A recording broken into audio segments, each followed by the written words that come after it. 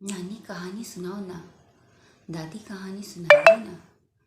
पहले हम लोग ऐसा कहा करते थे अपने समय में दादी और नानी से, ताकि हमें कहानी सुनाएं, और इस प्रकार हम कहानी सुनते सुनते सो जाया करते थे। परंतु समय ने करवट ली और ये परंपरा भी समाप्त हो गई। बच्चे अब टीवी और मोबाइल गेम में ही मस्त रहते हैं। तो चलिए इसी क्रम में हम आज एक कहानी देखते हैं। लालच का दावानल मानव को किस गर्त तक ले जा सकता है, इस कहानी में हम देखेंगे। आज की कहानी का नाम है परिणति। काफ़ी समय पहले लोग व्यापार करने के लिए दूर दराज क्षेत्रों में जाते थे। सेठ साहूकार अपने ग्राम से निकलते थे तो कई कई साल बाद वापस अपने ग्राम को वापस आते थे। इसी क्रम में हम आज जो कहानी सुनेंगे उसमें राजस्थान का एक गांव है, जहां पर कि एक पति पत्नी रहते हैं और उनका एक पुत्र है। वो व्यक्ति सेठ, गांव का एक सेठ है जो कि बाहर व्यापार के लिए जाता है, तो उसके घर पे वो कार्य करता होता है। और वो उसके यहाँ का बहुत विश्वसनीय रहता है। और उसके बच्चे का, जैसा कि राजस्थान में ये है कि बाल विवाह हो जाता था, तो उसके बेटे की भी शादी पास के गांव की एक कन्या से हो चुका होता है। एक बार सेठ गांव आता है तो उसके कार्यों से बहुत प्रसन्न होता है। वो बड़े मनोयोग के साथ सेठ की सेवा करता रहता है, उसके घर के सारे कार्य करता है, और बाकी के समय में वो लकड़ियों का व्यापार करता है।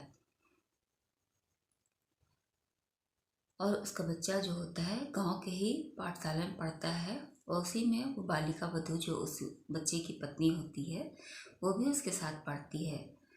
दोनों बड़े अच्छे मित्र रहते हैं। तो एक बार सेठ जो है उस व्यक्ति को ये सोचता है, क्यों ना अपने पुत्र को मैं सेठ के साथ अगर व्यापार के लिए भेज दूँ तो मेरा पुत्र भी कार्य सीख जाएगा और प्रगति की ओर बढ़ेगा। इस विषय में वो अपनी पत्नी से बात करता है। दोनों बात पति पत्नी में इस विषय पे चर्चा होती है और दोनों की सहमति हो जाती है। दूसरे दिन वो बच्चा पढ़ने जाता है तो अपनी जो उसकी पत्नी होती है या बालिका वधू जो होती है उसे बात करता हुआ बताता है कि मैं सेठ के साथ व्यापार पे जाऊंगा।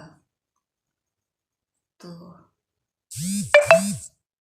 और कुछ समय पश्चात सेठ के साथ वो बच्चा व्यापार के लिए चला जाता है।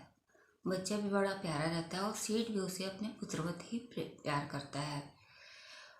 और इस प्रकार उनकी दिनचर्या व्यतीत होने लगती है।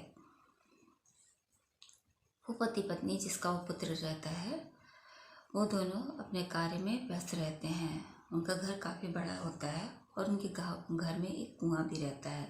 वो दोनों सोचते हैं इतना बड़ा घर है, क्यों ना हम इसका कुछ सदुपयोग करें और एक अतिथि गृह यहाँ पे प्रारंभ करें। और इस प्रकार उन दोनों ने एक अतिथिशाला का शुभारंभ किया। वहाँ जो भी उस ग्राम से और भी अन्य ग्राम के रास्ते जाते थे, जहाँ के सेठ साहूकार उसी ग्राम के मार्ग से होते हुए जाते थे। तो उन दोनों ने क्या किया, अतिथिशाला शुरू किया। बड़े मन योग से वो अपने अतिथियों की सेवा किया करते थे और सुविधाएं प्रदान किया करते थे, जिसके कारण काफ़ी अतिथि उनके यहाँ आने लगे। लेकिन इसके साथ साथ ही वो दोनों लकड़ी का भी कार्य करते रहते थे। इसी प्रकार क्रमवार दिन प्रतिदिन व्यतीत होने लगे और उनकी जो बहू होती है बीच बीच में आके उनसे मिल जाती है। काफ़ी साल हो गया, वो लड़की युवा हो गई।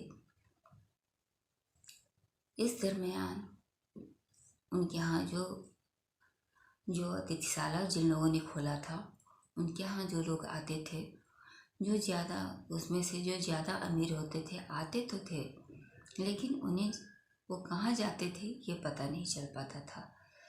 और इसी क्रम में वो दिन प्रतिदिन चलता जाता है। काफ़ी समय गुजर जाने के पश्चात सेठ जो है वापस ग्राम आता है। साथ में उन दोनों का पुत्र भी रहता है। एक दिन एक युवा सेठ उनके घर आता है। काफ़ी प्रसन्न रहता है और का देखने से भी काफ़ी दौलतमंद लगता है और काफ़ी सुंदर होता है। उसको गए हुए लगभग 15-16 वर्ष हो चुका होता है। तो वो उन्हें बताता नहीं है कुछ भी और अतिथि गृह में वो उसको स्थान दे देते हैं और इस प्रकार वो वहाँ पे ठहर जाता है। दूसरे दिन उनकी बहू आती है उनसे मिलने। तो पूछती है वो आए थे? तो वो दोनों पूछते हैं कौन आया था? तो बोले घनी आए थे, क्योंकि राजस्थान में पति को घनी बोलते हैं। तो कहते हैं नहीं। तो बोले नहीं, कल आए थे। तो बताती है कि ऐसे ऐसे थे, काफ़ी पैसे वाले, मतलब कि धनी सेठ हो गए हैं और उनका हुलिया बताती है।